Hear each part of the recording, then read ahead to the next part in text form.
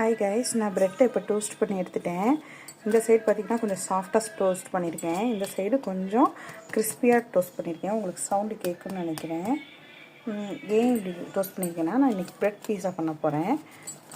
அதுக்கு ஒரு சைடு சாஃப்டாக இருக்கணும், இன்னொரு பக்கம் பீட்சாவுக்கு மாதிரி கொஞ்சம் க்ரஸ்ட் இருக்கிற மாதிரி இருக்கணுன்றதுக்காக அப்படி பண்ணியிருக்கேன்.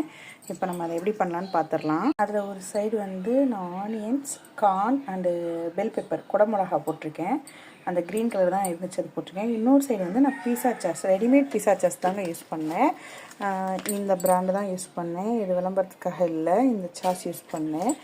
யூஸ் பண்ணிட்டு இந்த பிளாக் பிளேட்டுக்கு நான் மாற்றி 2 சைடும் சீஸ் ஸ்லைஸ் யூஸ் பண்ணிட்டு இதை க்ளோஸ் பண்ணி உள்ளே வச்சு ஒரு 2 மினிட்ஸ் மைக்ரோவேவன்லேயே வச்சு இது பண்ணிட்டோம்னா ரெடி ஆகிடும் நம்ம ப்ரெட் பீஸ். இப்போ உள்ளே வச்சுட்டேங்க. உள்ளே வச்சுட்டு நார்மல் மைக்ரோவேவன் இதுலேயே நான் 2 மினிட்ஸ் செட் பண்ணுறேன். செட் பண்ணிட்டு ஸ்டார்ட் கொடுத்துறேன். 2 மினிட்ஸ் கழித்து நம்மளோட எப்படி இருக்குன்னு பார்ப்போம். நம்ம பீட்சா ரெடி. நல்லா பாருங்கள் எவ்வளோ மெல்ட் ஆகிருக்கு சீஸ்லாம். நான் இப்போ உங்களுக்கு கட் பண்ணி காட்டுறேன்.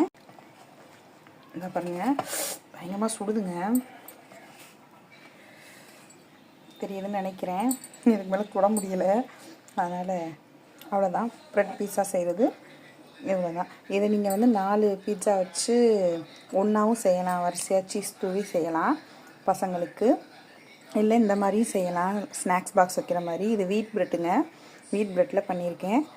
நீங்கள் இதை தோசை தவலில் டோஸ்ட் பண்ணி அது மேலே வச்சும் செய்யலாம். நான் இப்போ அவனில் எப்படி பண்ணுறதுன்னு செஞ்சு காட்டியிருக்கேன். தேங்க்யூ, தேங்க்ஸ் ஃபார் வாட்சிங்.